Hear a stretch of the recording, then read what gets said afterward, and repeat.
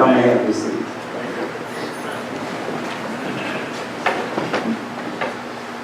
The question that arises is, we know what a steward is.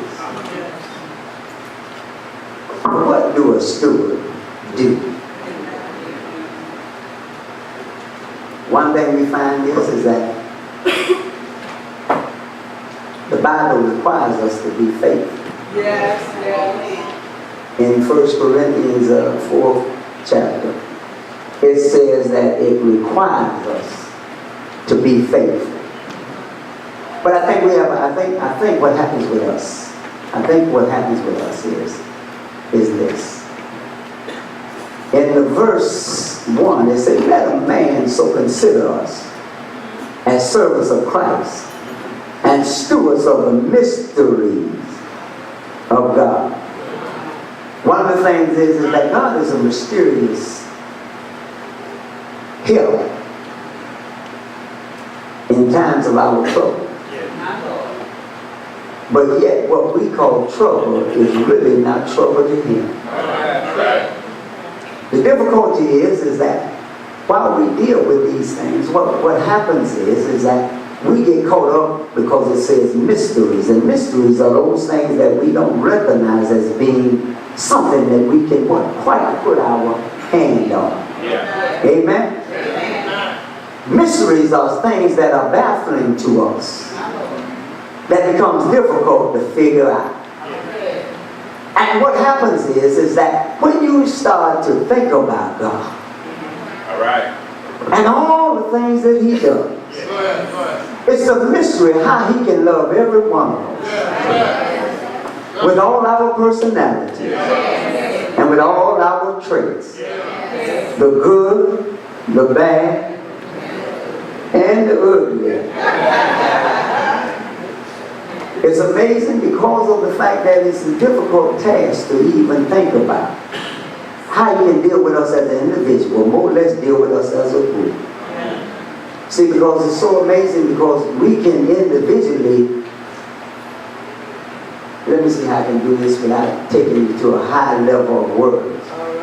How can we break down the things and how we can get them done? One of the things is that you should not even have to be broke down because the one that made you was already built up. And we know that if we need anything, the Bible says that everything is possible in Him. Amen? And it's so amazing because in the 3rd chapter of Genesis that we seen that we broke down was that was when sin was introduced to the world. And it was introduced because the man that was carrying it failed to follow what he should have done. And he became a steward that had fell out of the grace of God. But what happened was that he didn't know it was going to be so infectious that it was going to become an uncurable human disease. Y'all didn't hear what I said. I didn't say it wasn't curable. I said incurable human disease. And what God did is God put a label on it and called it sin. Because we fell out the perfection of God's what? Grace. Y'all didn't hear it. We fell out of it and we weren't even here at the time. But yet we still falling. You know why? Because God said, I already recognize that guess what? Every one of us comes short of His glory. So then what He did is that at the same time man broke a law, God impregnated the world with His Son. Y'all didn't hear it. You know why? Because God was already getting ready to redeem us. Even before man sinned. Here we find that in the course of this, it was just amazing because in the course of this, God went through some trials and tribulations of thought within Himself because He was ready to take us out. Y'all don't hear me. But I'm so glad that God is the best steward. Even managing his own stuff. Y'all don't hear me. See, I know y'all say, well, how can God be a steward? Because let me tell you what, a good steward, if you manage other people's stuff right, then you ought to be able to manage your stuff right. And he got to a point that he was ready to take all of us out.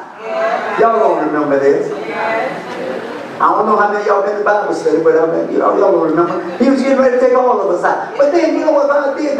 Even God repented. Y'all don't get me. See, now I'm not going to go into a theological dissertation, exegete and do all that. I might not even be homiletically inside. Hermeneutically under control. But I just want to break it down to the project attitude. So all of us can leave with a little something. So then all of a sudden God was ready, but then God even had to repent himself. And God got upset that he was going to take us all out. Even those of us that were not even here yet. Y'all don't hear. Because if we would have took everybody else out, we would have never made it. I like Marvin said, never would have made it without him. Here we find that, and then when he did that, he went and he found the man, and he knew that that man was already infected with that dreaded disease called sin. But he chose one that he wanted to build an ark. And he put him in an unplanned place for him to preach a sermon that was really not apropos to where he was. See, because he was out in the desert. And he was preaching about it's going to rain. Had not rained for 120 years. And he was saying it's going to rain. Now you know everybody around him saying, now this is a fool right here. Y'all don't hear me. Out here in the desert. Ain't got no rain. In 120 years. And he's still preaching. It's going to rain. But see, but that steward by the name of Noah was faithful. Because while he was preaching about rain, he was still building an ark. Y'all ain't playing with me. I'm just about to think that y'all say like you say, you're going to preach out of Matthew. You done made us read all that stuff. Well, I'm going to get there, and it's not going to really take me that long. So then all of a sudden God replenished the earth, and he brought us up back up, and man began to remultiply. And when he remultiplied, then all of a sudden we had to go through some things. And then while we was doing that, God was birthing his son to fruition. Y'all know what fruition means? Just waiting for a carrier to give him life in the flesh. And one of the things is the reason he gave life in the flesh, to let the flesh know that you still can do what I asked of you to do.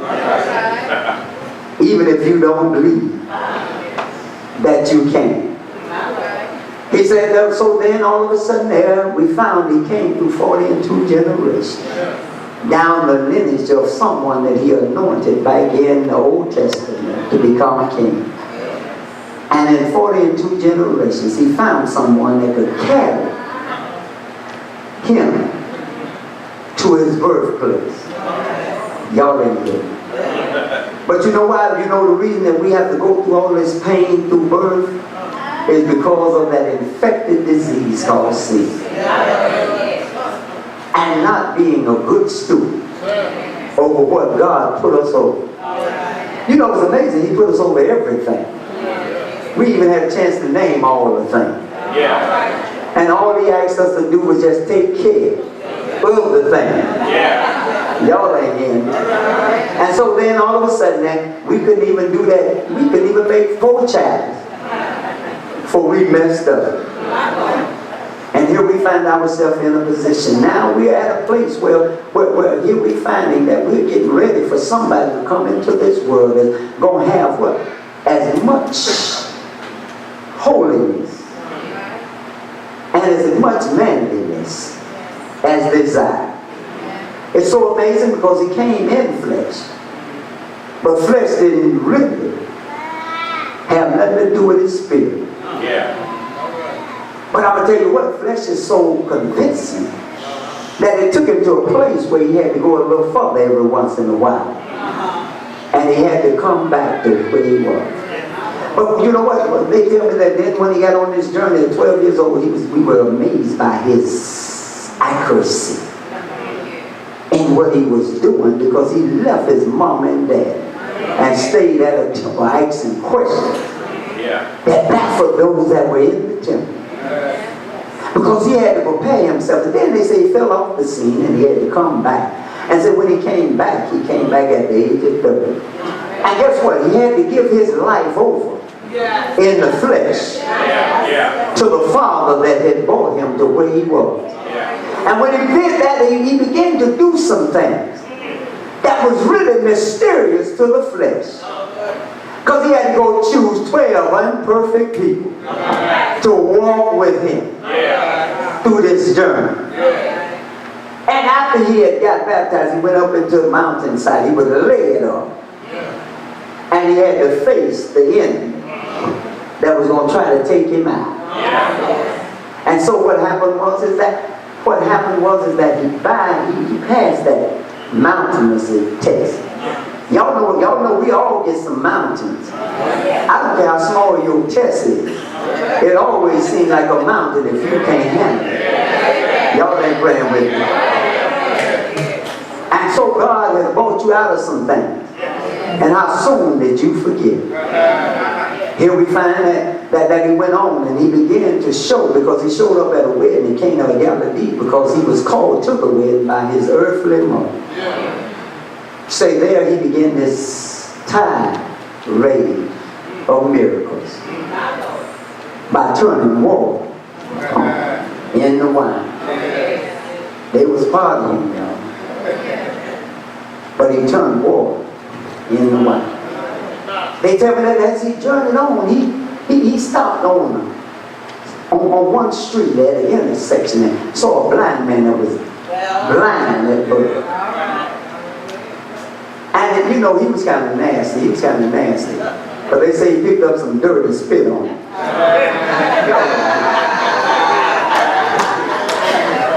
And said, put it on his eye. Then he got even nastier, and when he told him, without giving him a guide dog, said, go wash in the pool of Siloam. That same man followed the instructions. Came back seeing. He said he went on down. You know, he went by a pool of Bethesda, where a man was there with the disease of palsy. But mostly it was really the disease of sin. And he was waiting for somebody to put him in the water. One thing I like about that man, he was faithful. Because he was faithful, because he waited for 38 years for someone to put him in the water.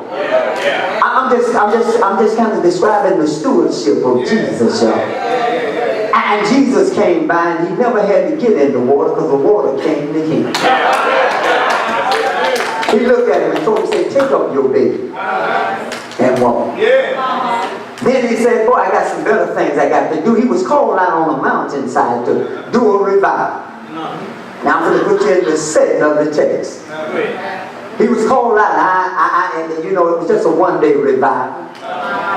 And they tell me when he got there were 5,000 men. Say, not even including women in church. And he said when he got there, they were so astounded by his intellect. But it wasn't intellect. It was a spiritual movement. See, we're so busy trying to get intellect that we miss the spiritual movement. We're so busy trying to get smart that we wind up spiritually dumb. So here's what happened is that he had chose these 12 men. These men was following. And guess what? They were amazed every time he did something. How many of us ever been in a view moment? W-H-E-U. I know all of y'all ought to be shouting. Because y'all know y'all done been in a moment with God. And he still brought you out. But how many of you ever been in a wild moment? W-O-W. Where you looked and didn't expect it to happen, but it did, and you say,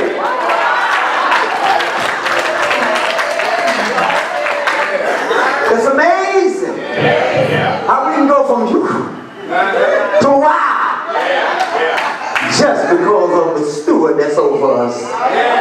It's so amazing. He was out there, and when he began to teach, that everybody was amazed, even from the babies that weren't born that long. It was so amazing that he had his 12 people. They were shouting because of what they heard, but they were doubtful for what he was getting ready to ask them. Y'all ain't praying with me. I might not go past this. I'm not going to hoop, and I ain't planning on hollering. But when he finished, it was amazing, because when he finished, they were ready to turn it out. The benediction was given. The boys had seen some stuff. Man, we got 5,000 folk. Men at that. Plus women in church. And they all seeming like they were at a wild state of mind. They didn't want to leave, because when he gave the benediction, they sit there. Y'all ain't praying with me. See, most of us can't make it through an hour and a half of service on Sunday night. But they sit there. And when they sit there, they were in that wow moment. And when you get in that wow moment, you don't want to leave it, so you ain't going to move too fast. So Jesus called his boys and said, we need to feed them. Because you know they've been out here for a little while.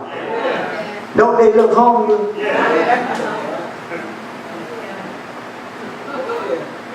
Wasn't nobody carrying no cardboard saying they'll work for food.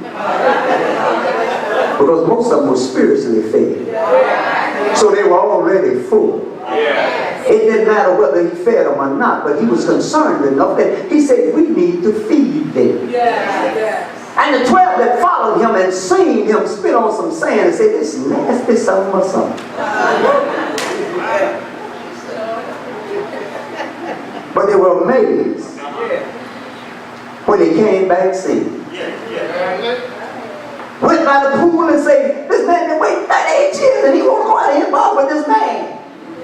But they was wild when he told the man to take up his bed and walk. Now they get out to a mountainside where there's a revival going on, where souls are being saved, where people are being displayed, so that they might be able to lift up the name of God. And they were amazed, because I believe they were lifting up his name.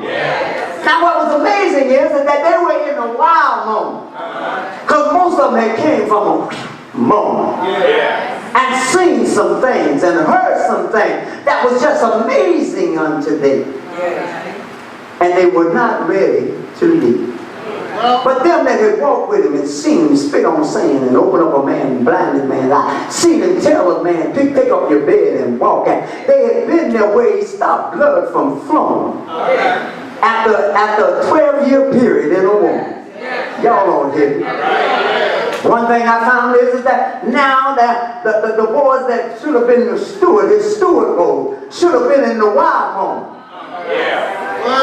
But they was in the moment.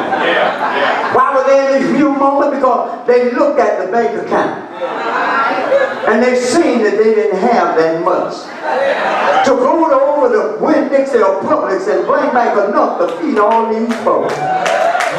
Ain't it amazing? Because of the fact when you get caught up in a few moments, you want instant gratuity. Now I'm just trying to say big words to make it look like I'm intellectual. Just don't ask me what they mean. Here we find that now they were in a real moment, because he's getting ready to ask them to do something they thought couldn't be done.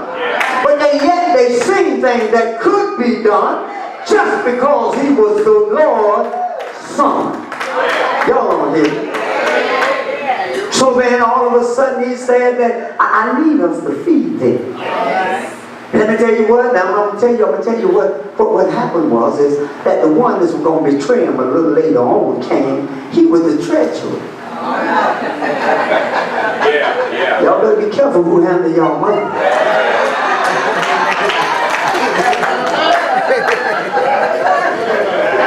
He can't come say, man, we ain't got about 200 penny words. And when it's so little among so many. It's amazing. Man, we can't do this. Stewards, how many times y'all done been caught up in the corner? You don't know in the AME church. Budget time comes. And y'all in one of them moments. And we began to talk about everything but the positive thing that God can do. Some of y'all even get into a Peter tongue on it. Y'all know Peter with that cursing. It's like,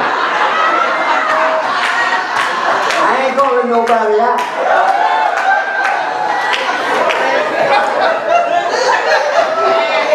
But when you get in them moments, you'll curse.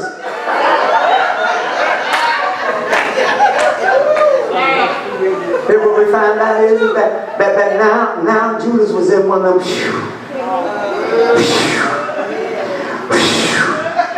moments.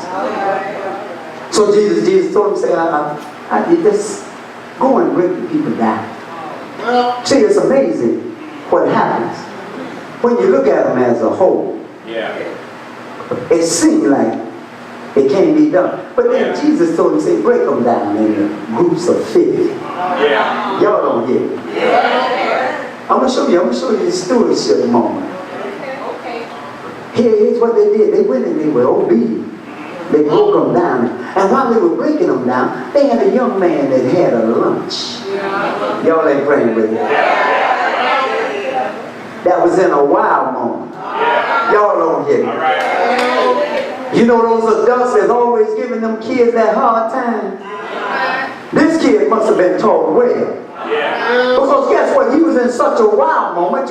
You know when you used to have candy, you used to try to hide it from everybody so you can eat it all by yourself. And even while you're in church trying to sneak it, and then people can hear the paper crackling, and everybody look back at you, and you get in one of them moments. Because you thought that they were going to come back and ask you for a wild moment to share with them what you had to share. So this little boy was in a wild moment because he offered up his lunch.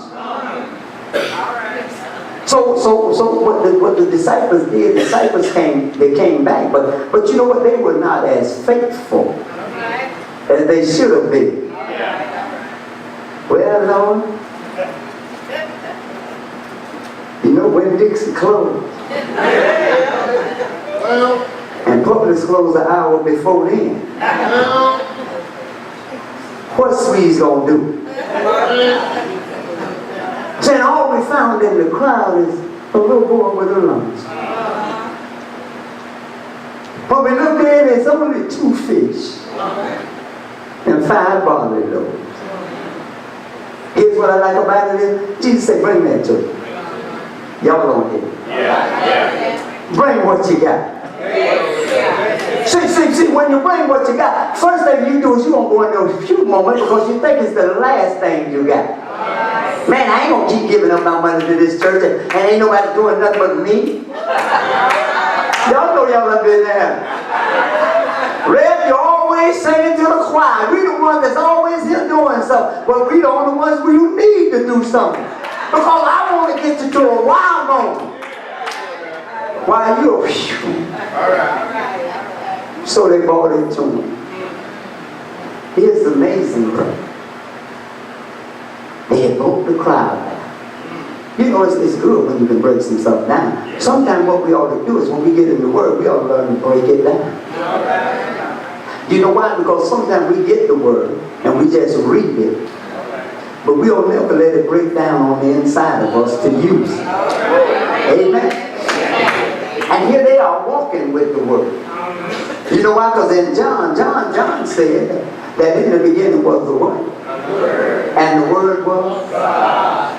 Amen. And so now they're walking with the Word. And here's what it is. I done went over my time. So let me rush to a hastened summation. So then all of a sudden, they gave it to him. And when they gave it to him, then what he did is, he began to deal with it. Because what didn't look like it could make it, it was able to make it. But let me show you how he broke it down. See, because he had to break down the fish and the bread. You know what he told me when they gave it to him and they had broke it down? Guess what? You would have thought that he would have been the one going and passing it out. Y'all don't get it. But he didn't do that. Yeah, let me show you what it says here. He said he commanded the multitude to sit down on the grass and took the 5 loaves and 2 fish and looking up to heaven. See, sometimes what happens is we're so busy looking at what's in our hand and we don't never look up to heaven. And when he looked up to heaven, you know what he said? And he blessed. And then in the King James Version it said, and he brake. B-R-A-K-E. No. B-R-A-K-E. And y'all know what brakes do, right? Let me tell you so I can break it down so you can understand why they put brake and not brake. Because brakes stop the normal flow of stuff. If you drive and you're driving too fast, you see the police up ahead, you don't speed up, you hit your brake. And it stopped that normal speed of where you going. So that when you get to the police, he don't catch you on the radar over the speed limit. So he braked, meaning he stopped the normal flow. Then he broke it. And he put it in the hands of the stewards. Y'all don't hear me. Guess what happened? He put it in the hands of those that didn't believe it was going to be enough. Y'all ain't hearing what I'm saying. Here come the wild moment. When he put it in the hands of the steward, then he took it. And I can imagine what they were saying. Pastor, we ain't gonna make this, but we ain't got but a few more. And Pastor, my pockets are flat. And you still asking us. Pastor, you know I've been a good steward. But you had one of your unfaithful moments. Here's what it did. He put it in their hand. And I can imagine when they went to the crowd, they were wondering what was happening.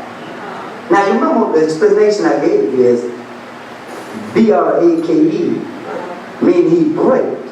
He stopped the normal flow of what he was passing out. And he changed the flow of it, that everybody could be fed. But he put it in the hands of those that did not believe it could be done. Oh, y'all ain't hearing it. Stewards, you got a big job ahead of you. Don't worry about what everybody else ain't doing. Because if you come and you allow him to put it in your hand, you do what God wants you to do. And you won't go with the real moment. You'll go with the wild moment. Because over at Great Mount Zion, we done had quite a few wild moments. Then they went out and they started passing it out. You know what was amazing to me? They got so good to them.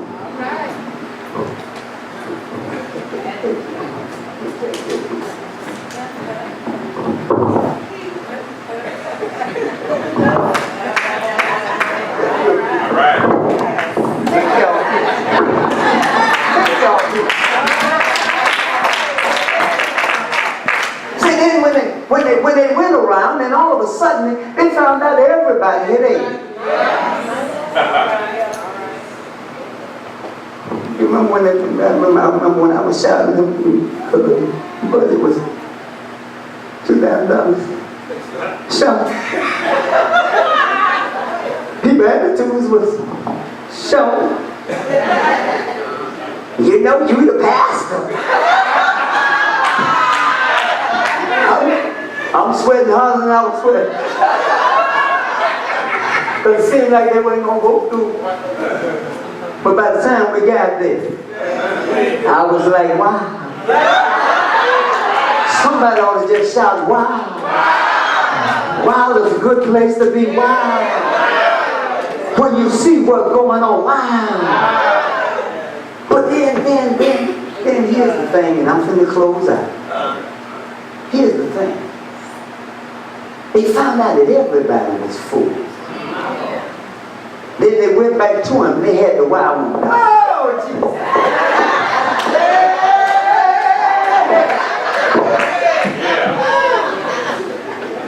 Then Jesus told them, say, go take up what's left.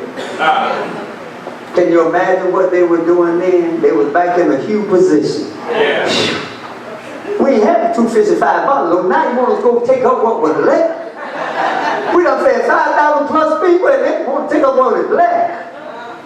I remember when I told them that and we got $2,000. We got some wild moments then. Because when they went out, the 12 of them, they took up 12 bags. Yeah. Each one of them had lunch for the next journey. Y'all ain't in. I ain't gonna go no higher. I ain't finna hear and haw and spit and slaw. But they had 12 baskets of leftovers, which shouldn't have made it around. Stewards, I'm trying to tell you guys, what you got to do is stop worrying about the few moments and just start saying, wow, I'm waiting to see what God's going to do. Wow, I'm waiting to see how He's going to get it done. Wow, I'm so glad I got a God like this.